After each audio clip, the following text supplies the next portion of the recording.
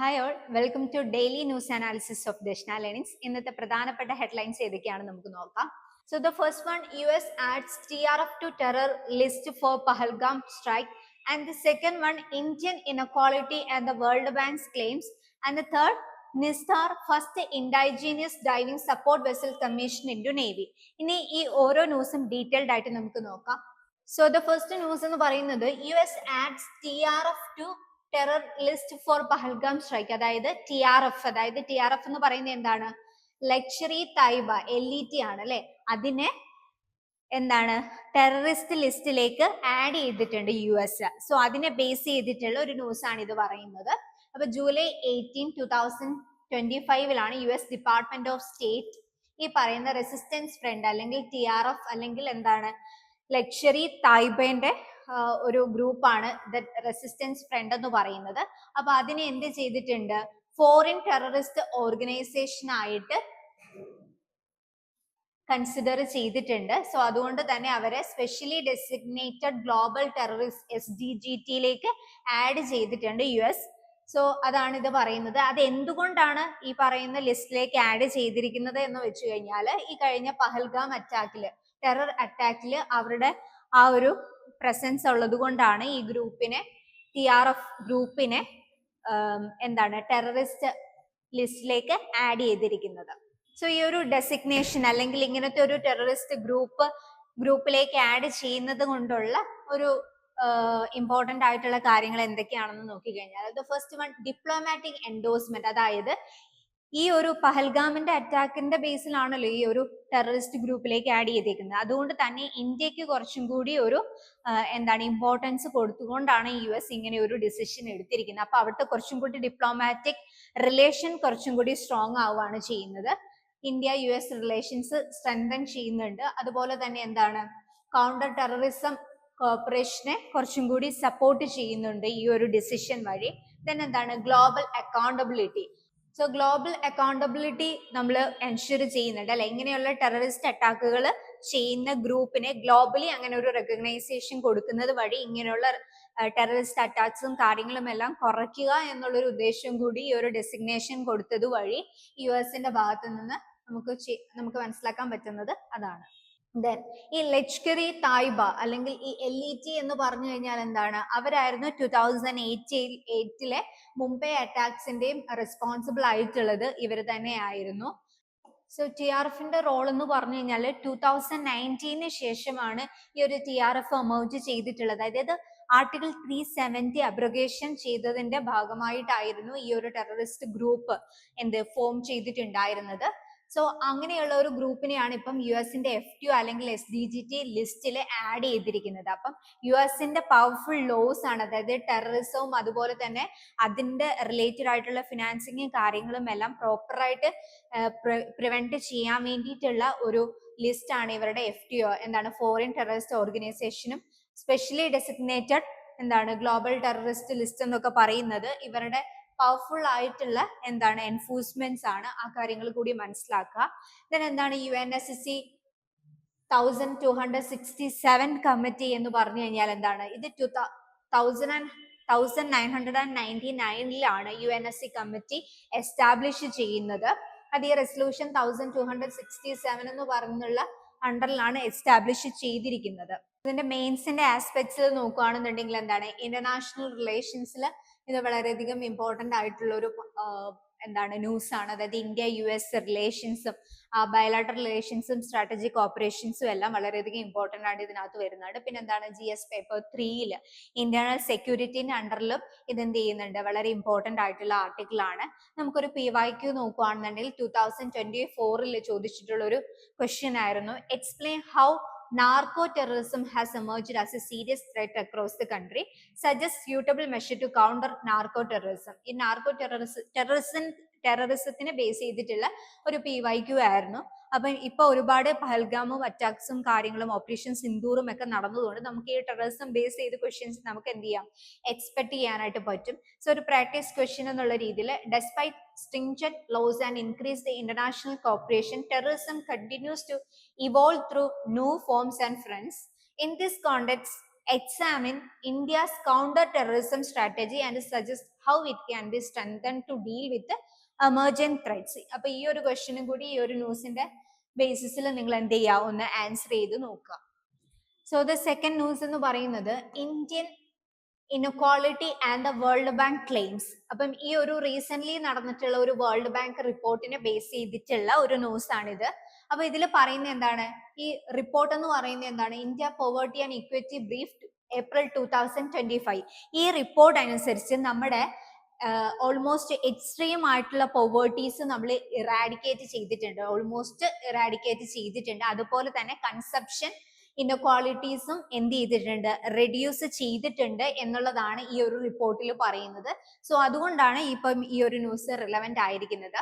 അതുപോലെ തന്നെ എന്താണ്, ഈ റിപ്പോർട്ട് എന്തിനെയൊക്കെ ഫോക്കസ് ചെയ്യുന്നുണ്ട്, revealing constraining narratives and data interpretation on inequality. ഇൻഇക്വാളിറ്റീസിനെ ബേസ് ചെയ്തിട്ടുള്ള എന്താണ് റിപ്പോർട്ട്സ് ആണ് ഈ ഒരു poverty and equality India poverty and equity brief April 2025 എന്ന റിപ്പോർട്ടിൽ നിന്ന് നമുക്ക് മനസ്സിലാക്കാൻ പറ്റുന്നത്. സോ ഇതിന്റെ മെയിൻ കീ ഫൈൻഡിങ്സ് എന്ന് പറയുന്നത് എന്താണ്, നമ്മൾ പറഞ്ഞു ഓൾറെഡി അല്ലെ, ഓൾമോസ്റ്റ് ആയിട്ടുള്ള എക്സ്ട്രീം പോവേർട്ടീനെ നമ്മൾ ഇറാഡിക്കേറ്റ് ചെയ്തിട്ടുണ്ട്. അതുപോലെ തന്നെ എന്ത് ചെയ്തിട്ടുണ്ട്, കൺസപ്ഷൻ ഇൻഇക്വാളിറ്റിയും റെഡ്യൂസ് ചെയ്തിട്ടുണ്ട്. അത് എന്തിന്റെ ബേസിലാണ് പറയുന്നത്, house hold consumption expenditure survey 2022-23 using modified mixed reference period MMRP. അപ്പം ഇത് വെച്ചിട്ടാണ് ഈ house hold consumption expenditure survey നമ്മൾ നടത്തിയിട്ടുണ്ടായിരുന്നത്. അപ്പം ദെൻ എന്താണ് ഗിനി കോഎഫിഷ്യന്റ്. ഗിനി കോഎഫിഷ്യന്റിൽ നിന്ന് എന്താണ് നോക്കുന്നത്, കൺസപ്ഷൻ ബേസ്ഡ് ആയിട്ടുള്ളതാണ് ഗിനി കോഎഫിഷ്യന്റ് എന്ന് പറയുന്നത്. അത് ഡിക്ലൈൻ ചെയ്തിട്ടുണ്ട്.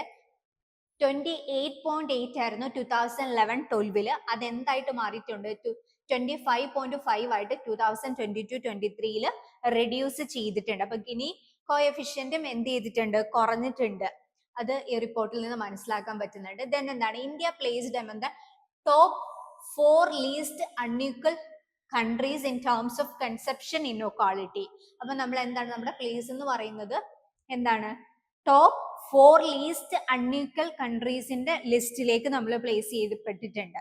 സോ അതാണ് ഈ പറയുന്ന റിഡക്ഷൻ ഇൻ കൺസംഷൻ ഇൻഇക്വാളിറ്റി. രണ്ട് കാര്യങ്ങളാണ് ഈ റിപ്പോർട്ടിൽ നമ്മൾ റെഡ്യൂസ് ചെയ്തിട്ടുണ്ടായിരുന്നത്. ഫസ്റ്റ് വൺ കൺസംഷൻ ഇൻഇക്വാളിറ്റി, അത് നമ്മൾ പറഞ്ഞു കഴിഞ്ഞു.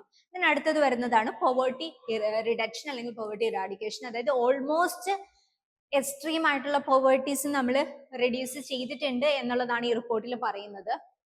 സോ ഇതിനകത്ത് എന്താ, അറൌണ്ട് 27 crore പീപ്പിൾസിനെയാണ് എക്സ്ട്രീം പോവേർട്ടിയിൽ നിന്ന് നമ്മൾ എന്ത് ചെയ്തിട്ടുണ്ടായിരുന്നത്, ഷിഫ്റ്റ് ചെയ്തിട്ടുണ്ടായിരുന്നത്. അപ്പം 27 crore പീപ്പിൾസിനെ നമ്മൾ എക്സ്ട്രീം പോവേർട്ടിയിൽ നിന്ന് ലിഫ്റ്റ് ഔട്ട് ചെയ്തിട്ടുണ്ട്. അതുപോലെ തന്നെ എന്താണ്, PMAY അതുപോലെ PMGSY ആൻഡ് ആയുഷ്മാൻ ഭാരത് പോലെയുള്ള സ്കീംസ് ആണ് ഈ പറയുന്ന ഇറാഡിക്കേഷന് വേണ്ടിയിട്ട് ഹെൽപ്പ് ചെയ്തിട്ടുള്ളത്. സോ ഈ സ്കീംസുകൾ വളരെ ഇമ്പോർട്ടന്റ് ആണ്. then എന്താണ്, ഫ്രഷ് ഫ്രൂട്ട് കൺസപ്ഷൻ എന്ന് പറയുന്നത് എന്താണ്, 20% നിന്ന് ഇൻക്രീസ് ആയിട്ടുണ്ട്. ബോട്ടം 20% ഇൻക്രീസ്ഡ് ഫ്രം 63.8% ആയിരുന്നു നേരത്തെ. അത് 19%ലേക്ക് എത്തിയിട്ടുണ്ട്. 90%ലേക്കാണ് ഫ്രഷ് ഫ്രൂട്ട് കൺസപ്ഷൻസ് ആ ഒരു നമ്പർ നമ്മൾ റേസ് ചെയ്തിട്ടുണ്ട്.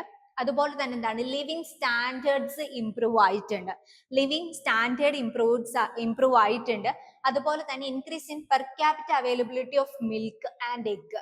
ഇതിന്റെ അവൈലബിലിറ്റി കൂടിയിട്ടുണ്ട്. Per capita availability of milk 45% കൂടിയിട്ടുണ്ട്. എഗ്സ് ആണെങ്കിൽ 63% കൂടിയിട്ടുണ്ട്.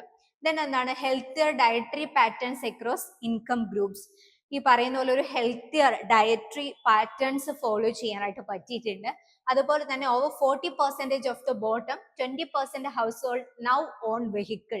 എന്ത് ചെയ്യുന്നുണ്ട്, ഈ 40%-ൽ 20% ഹൗസ് ഹോൾഡിനും എന്ത് ചെയ്യുന്നുണ്ട്, ഓൺ ആയിട്ടുള്ള വെഹിക്കിൾസും കാര്യങ്ങളും ഉണ്ട്. അത് എന്താണ് 2011 കമ്പയർ ചെയ്യുമ്പോഴുള്ള ഒരു പെർസെൻറ്റേജിന്റെ കാര്യമാണ് പറയുന്നത്. സോ ഇത് ഇത്രയും ഈ പറയുന്ന പോവേർട്ടി ഇറാഡിക്കേഷൻ അണ്ടറിൽ വരുന്നതാണ്. അപ്പൊ 27 crore പീപ്പിൾസിനെയാണ് ഈ പറയുന്ന എക്സ്ട്രീം പോവേർട്ടിയിൽ നിന്ന് ലിഫ്റ്റ് ഔട്ട് ചെയ്തിട്ടുള്ളത്. അതുപോലെ തന്നെ അതിനെ ഹെൽപ്പ് ചെയ്ത സ്കീംസ് ആണ് PMAY, PMGSYയും ആയുഷ്മാൻ ഭാരത് പോലെയുള്ള സ്കീംസുകൾ. അതുപോലെ തന്നെ ഫ്രഷ് ഫ്രൂട്ട് കൺസപ്ഷൻസിന്റെ കാര്യം നമ്മൾ പറഞ്ഞു. then എന്താണ്, അവരുടെ ഒരു ലിവിങ് സ്റ്റാൻഡേർഡ്സും ഇംപ്രൂവ് ചെയ്തിട്ടുണ്ട്. സോ ഇത്രയുമാണ് ഈ ഒരു ന്യൂസിന്റെ ആസ്പെക്ട്സിൽ നമുക്ക് മനസ്സിലാക്കേണ്ടത്.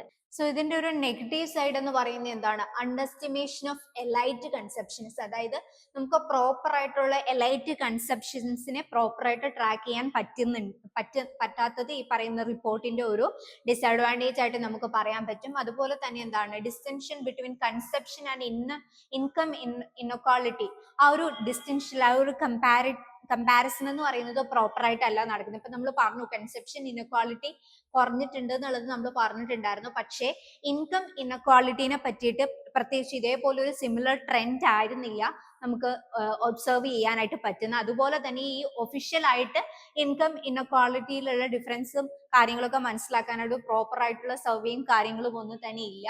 സോ അതിപ്പോഴും ഡിപ്പെൻഡ് ചെയ്യുന്നത് വേൾഡ് ഇൻഇക്വാളിറ്റി ലാബിന്റെ എസ്റ്റിമേഷൻസിനെ വെച്ചിട്ട് തന്നെയാണ് ഇപ്പോഴും ചെയ്യുന്നത്.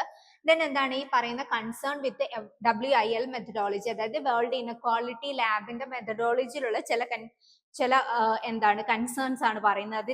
ഇതിനകത്ത് ഇവരുടെ അൺറിയലിസ്റ്റിക് ആയിട്ടുള്ള അസംഷൻസ് ഉണ്ട്. ഇവിടെ പറയുന്നതെന്ന് വെച്ചാൽ 70 to 80% പോപ്പുലേഷൻ എന്ന് പറയുന്നത് അവർക്ക് കിട്ടുന്നതിനെക്കാട്ടിൽ കൂടുതൽ സ്പെൻഡ് ചെയ്യുന്നു എന്നുള്ളൊരു ഡേറ്റ ഇവർ പറയുന്നുണ്ട്. അപ്പൊ ഇത് ഈ പറയുന്നത് ഇങ്ങനത്തെ ഒരു ഡേറ്റ എന്ത് ചെയ്യുന്നുണ്ട്? അണ്ടർഎസ്റ്റിമേഷൻ ഓഫ് ബോട്ടം 80%ലുള്ള ആൾക്കാരുടെ ഇൻകത്തിന്റെ അണ്ടർഎസ്റ്റിമേഷൻ ചെയ്യാനും അതുപോലെ തന്നെ over estimation of top 1% share, ഈ ഒരു കാര്യം കൂടി ഇങ്ങനത്തെ ഈ WIL മെത്തഡോളജി യൂസ് ചെയ്തിട്ട് ഇത് ചെയ്യുമ്പോൾ ഉള്ള ഒരു കൺസേൺ ആയിട്ട് നമുക്ക് ഈ ഒരു റിപ്പോർട്ടിൽ നിന്ന് മനസ്സിലാക്കാൻ പറ്റും. ഇതെല്ലാം ഇതിന്റെ ഒരു നെഗറ്റീവ് സൈഡ് ആണെന്ന് കൂടി നമുക്ക് പറയാം.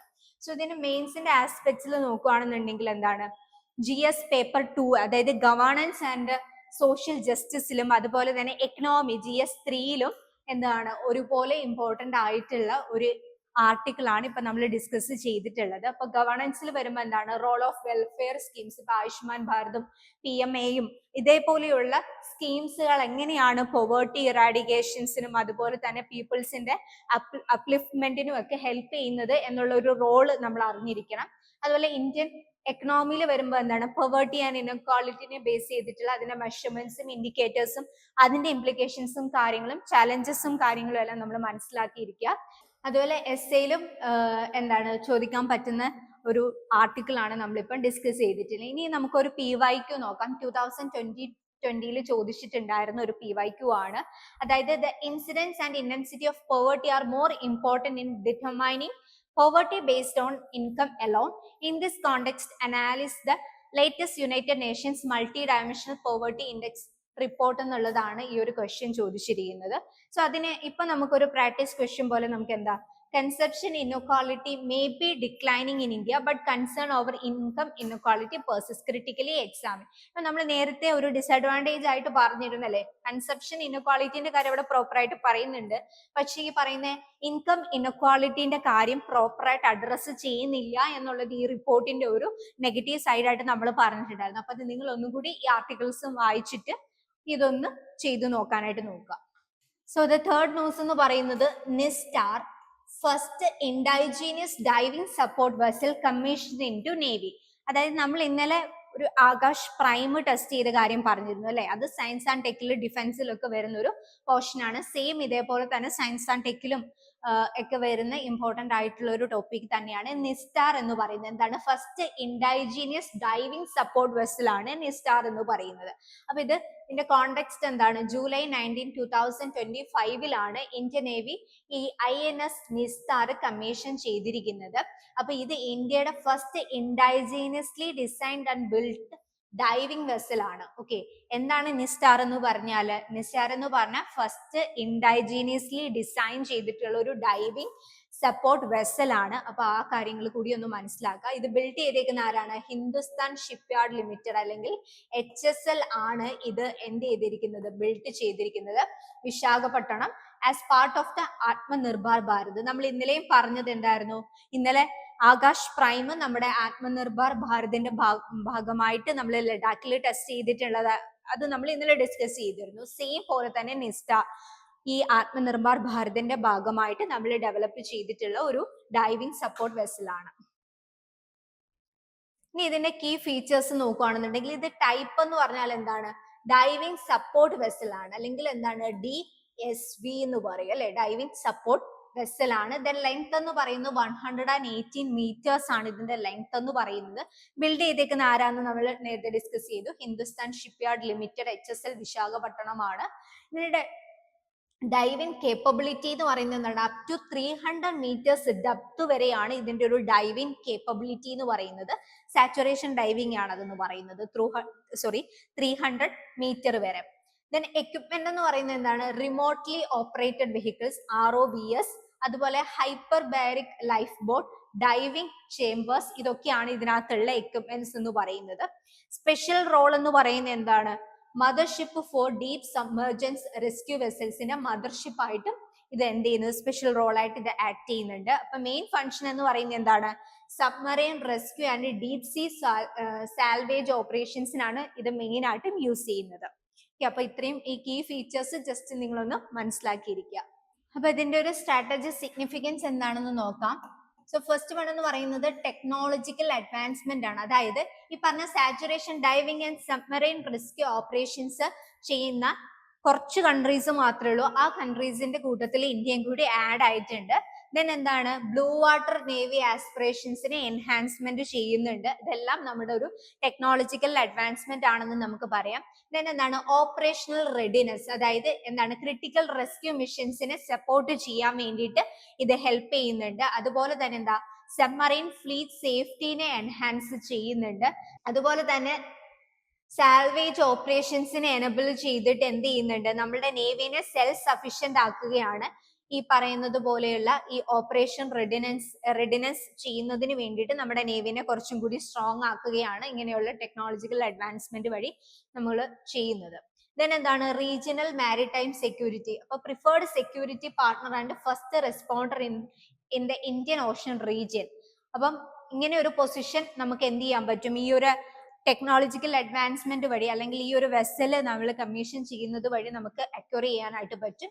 ദെൻ എന്താണ്, ടെക്നിക്കൽ അസിസ്റ്റൻസ്, റീജിയണൽ പാർട്ട്നേഴ്സിന് ടെക്നിക്കൽ അസിസ്റ്റൻസ് പ്രൊവൈഡ് ചെയ്യാനും പറ്റും. ഇതെല്ലാം ഈ ഒരു രീതിയിലുള്ള റീജിയണൽ മാരിടൈം സെക്യൂരിറ്റി എൻഷുർ ചെയ്യാൻ നമ്മളെ ഹെൽപ്പ് ചെയ്യുന്നുണ്ട്. ദെൻ എന്താണ്, ആത്മനിർഭർ ഭാരത് ഇൻ ഡിഫൻസിൽ ഈ പറയുന്ന പോലെ ഇൻഡൈജീനിയസ് ആയിട്ട് നമുക്ക് എന്ത് ചെയ്യാൻ പറ്റും, നമ്മുടെ ടെക്നോളജീസ് യൂസ് ചെയ്ത് ഇങ്ങനെയുള്ള കാര്യങ്ങൾ ഡെവലപ്പ് ചെയ്യുന്നത് വഴി നമുക്ക് എന്താണ്, സെൽഫ് റിലയൻസ് ആകാൻ പറ്റും.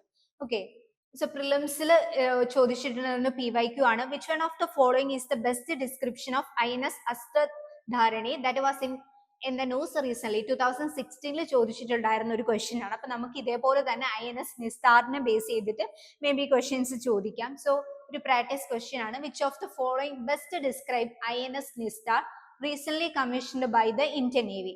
So amphibious assault ship, deep sea mining and exploration vessel, diving support and submarine rescue vessel, anti-submarine warfare corvette. അപ്പൊ ഇത് എന്ത് ചെയ്യുക, ഇതിന്റെ ആൻസർ നിങ്ങൾ ജസ്റ്റ് ഒന്ന് കമന്റ് ചെയ്യുക. സോ മെയിൻസിന്റെ ആസ്പെക്ട്സിൽ നോക്കുകയാണെന്നുണ്ടെങ്കിൽ എന്താണ്, GS3 ഇന്റേണൽ സെക്യൂരിറ്റിയിലും അതുപോലെ തന്നെ ഡിഫൻസ് ടെക്നോളജി, സയൻസ് ആൻഡ് ടെക്നോളജിയിലും ഒരുപോലെ തന്നെ ഇമ്പോർട്ടന്റ് ആണ്.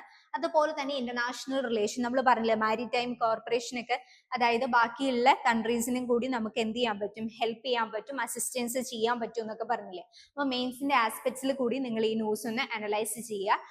അപ്പൊ ഇന്ന് നമ്മൾ ഡിസ്കസ് ചെയ്ത 3 ന്യൂസുകളും ഒന്നും കൂടി ഒന്ന് നിങ്ങൾ വായിച്ചു നോക്കുക. എന്നിട്ട് നിങ്ങളുടെ തന്നെ പോയിന്റ്സും കാര്യങ്ങളും അതിൽ നോട്ട് ചെയ്യുക. Okay, thank you.